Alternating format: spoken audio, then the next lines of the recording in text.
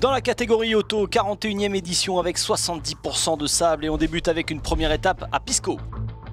Nasser Al-Attiyah remporte cette première étape, Carlos Sainz est deuxième. Al-Attiyah doit ouvrir la route sur l'étape 2, Sainz prend la décision de suivre ses traces. Mais des soucis dans la troisième étape pour Sainz qui va casser sa roue gauche. Il y avait un danger qui n'était pas signalé, le bon chemin était un peu plus sur la droite, je suis passé assez près du danger et ça passait pas.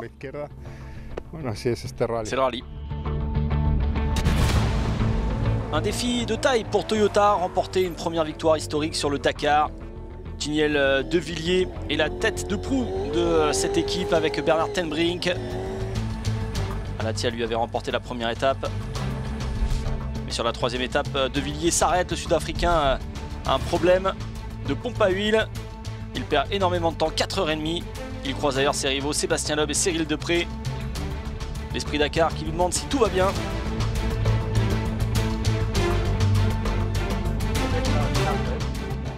On dirait que dans le circuit d'île, il y a quelque chose de cassé. Beaucoup d'huile moteur qui se sont écoulées. On a perdu de la pression énormément. Yazid Al-Rajhi, troisième de la troisième étape. Il remonte à ce moment-là à la deuxième place du général. Le Saoudien est le meilleur pilote mini à ce moment-là, avant de perdre énormément de temps lors de la cinquième étape. À 33 ans, Jakob Prigonski est un jeune loup, quatrième à mi-parcours. Je suis l'un des plus jeunes, un des meilleurs peut-être qui peut jouer la victoire.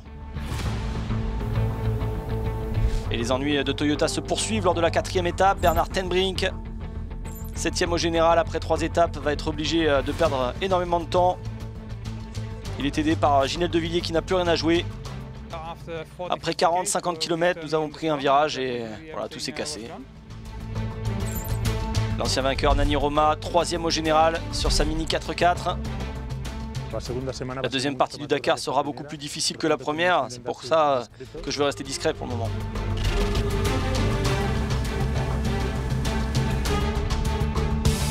Par la présence de la légende du Dakar, Stéphane Peter Hansel, avec des hauts et des bas dans la première semaine, du temps de perdu, mais aussi quelques spéciales bien réussies.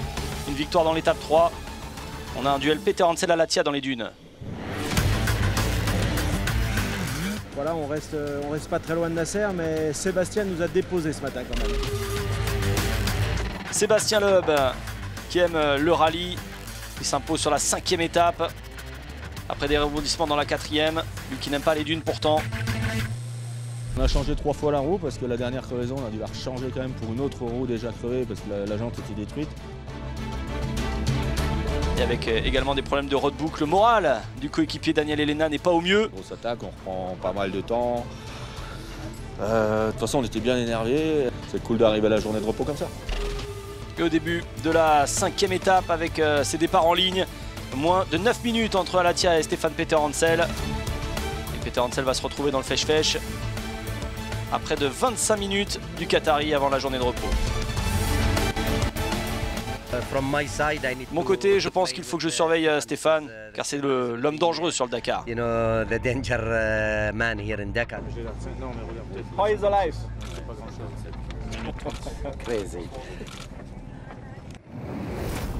La belle performance de Sébastien Loeb lors de la cinquième étape le place à moins de 6 minutes de Nani Roma qui est troisième. Al-Attiyah et Peter Hansel sont donc devant. Harry Hunt est dans le top 10 et pourrait améliorer sa 10e place obtenue en 2016.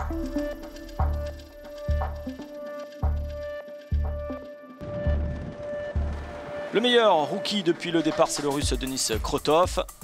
Sur son Mini 4x4, le pilote de la MSK Rally Team se porte très bien au Pérou.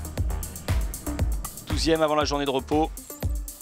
Le Français Christian Lavieille est arrivé sur le Dakar en visant la victoire dans la catégorie T2. Et le numéro 350 est sur la bonne voie. Il a déjà été champion T2 il y a 2 ans.